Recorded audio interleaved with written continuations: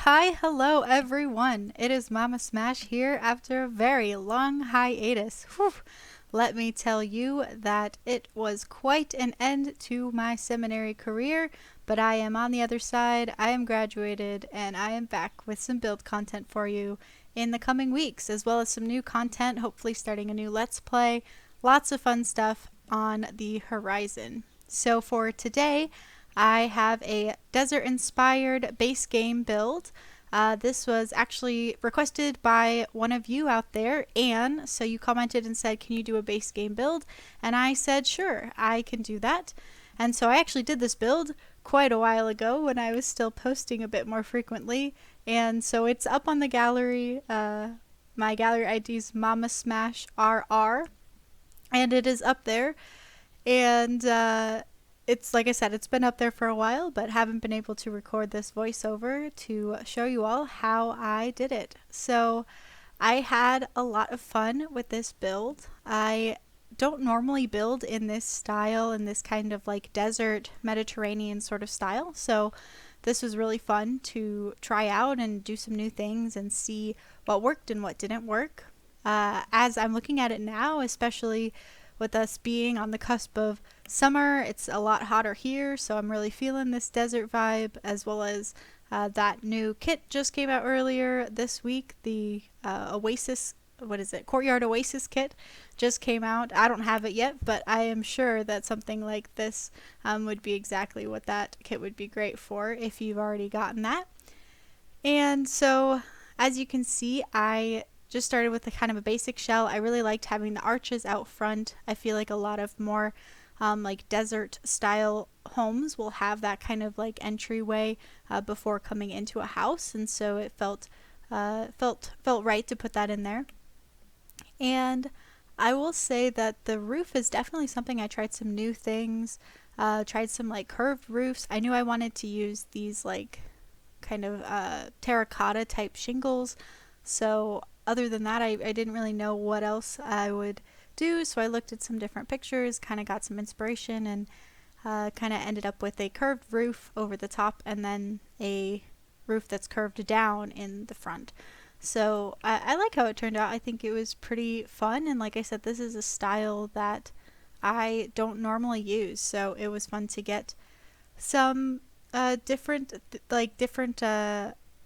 parts of the game used, different furniture, different outdoor building things, different like doorways and things like that. I really enjoyed it. So thank you, Anne, for that suggestion, and I hope that this was the type of base game build you're looking for. Let me know down in the comments, what is your favorite build style? If you are whether you like to build or whether you just like finding other people's builds on the gallery, what is your favorite building style? So do you like something more like this that's kind of like desert or more Mediterranean, or are you more of a suburban type person, or are you more modern? Just let me know down in the comments. I'd love to hear what kind of builds people really like to do. So we're finishing up a bit on the outside of the house. I was trying to figure out this little fencing in the front part because I wanted there to be enough space for someone to walk around, but I also wanted it to be somewhat symmetrical. It's not completely symmetrical on the lot. That is on purpose. It's not just like one space too far over on accident. It actually ends up working out well, having it a little bit off center. And other than that, the front's going to mostly be done. And then working on the backyard, I wanted there to be a pool. I figured that in this kind of desert of Oasis Springs that there would be a nice cool pool in the backyard for your Sims to go and hang out and get nice and cooled down on those hot summer days. So I put that in there, and I don't use these cabinets a lot, particularly in this swatch because they're kind of dark, but I thought that the dark wood did kind of fit with the rest of the wood throughout the house, so that was kind of cool too. So we're going through, as you first go into the house, you'll get into this kind of like open area with the living room. This is a pretty closed off floor plan. I like to do open floor plans a lot of the time, but this build didn't really feel right. So we ended up with a more closed off floor plan with arches between a lot of the rooms. So you walk in and the entryway is like the living room, but then if you were to go to the left, you go into the kitchen. So there's an archway into there. From the kitchen, if you go back towards the back of the house, there's an archway into the dining room, which also has a sliding door to the back deck, and then also an archway into the living room. So you can see right there, I was just putting in the dining room and getting that kind of set up. And so then from the living room, there you can access the 2 bedrooms. One is more like a kid's bedroom, and then the other one's more for like the parents or parent.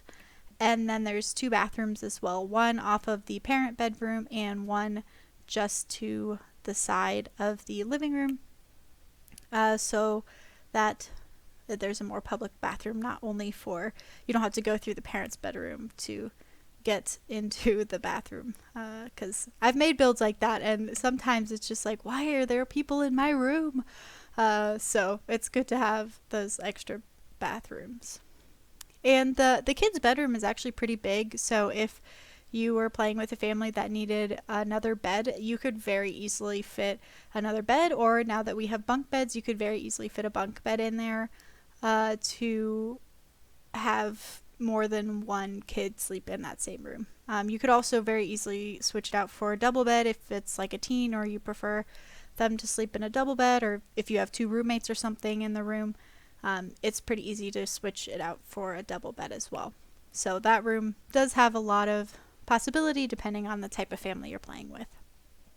So now I'm kind of going through putting in that clutter that I love. As you know, a lot of the walls are either tile, so there's a lot of tile in this type of building, or they're the kind of stucco look on the walls as well. So I kind of went with that orangey stucco, and then the floor is all tile instead of something like hardwood floor or even carpets, which I really don't use that much in The Sims in general. I use a lot of rugs on hardwood floors, but I don't really use carpets. So in this build, instead of carpets, it is all rugs. So and yeah, now I'm just kind of going through making those kind of final touches. I went through and put in the beginning furniture for what I thought it might look like, and then kind of went back through and made it a bit more stylized.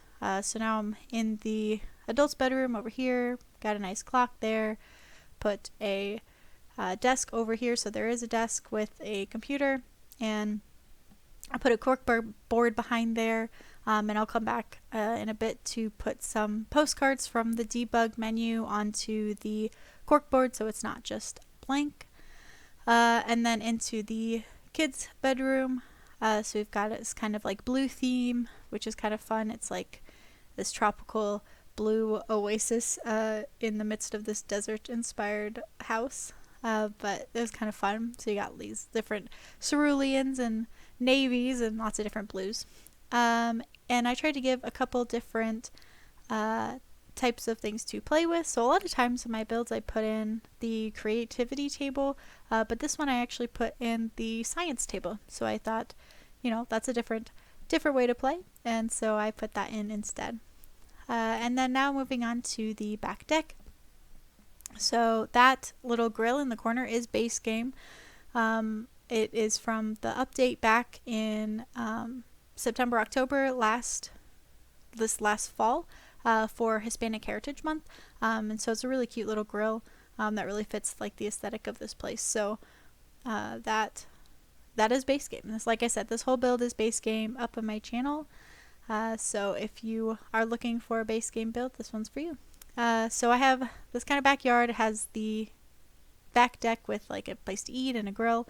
And then there's the pool. And then I made this little kind of sandbox over here for kids to go play in. And it is with the terrain tool. So your kids should be able to like, or well, adults too, but they should be able to come and you can like have them like play in the sand depending on what packs you have.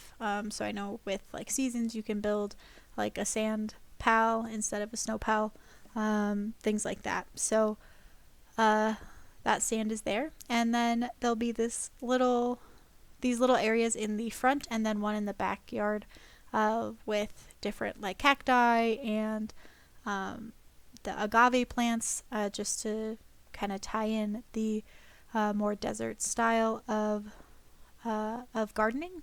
So then we've got some palm trees as well in the front.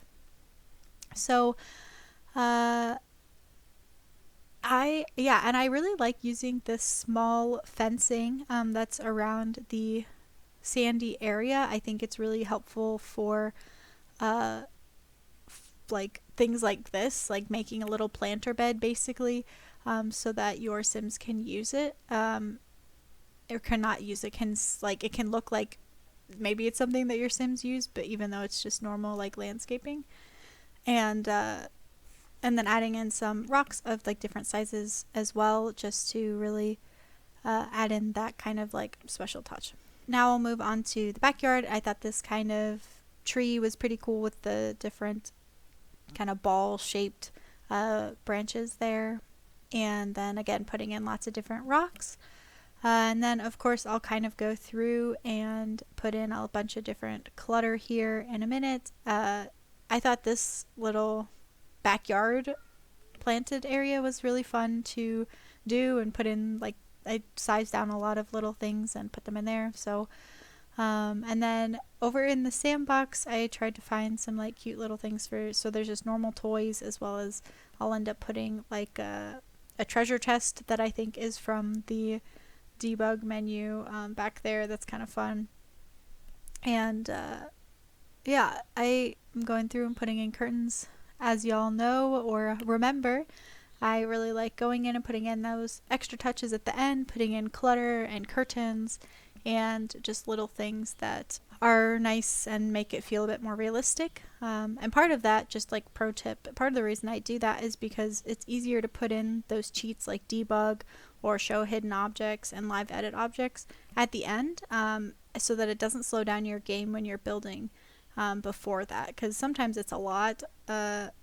It's just because there's so much in those different places, and so it's nice to do that at the end so that it doesn't slow down your game when you're trying to search through it earlier. So that's a lot of times why I do those big clutter things at the end, by utilizing those different tools. So going through, making sure it still looks nicely lit at night instead of just in the heat of the day, and that's going to be about all. So don't forget to like this video and subscribe. And until next time, I hope you all are having a smashing day. Bye!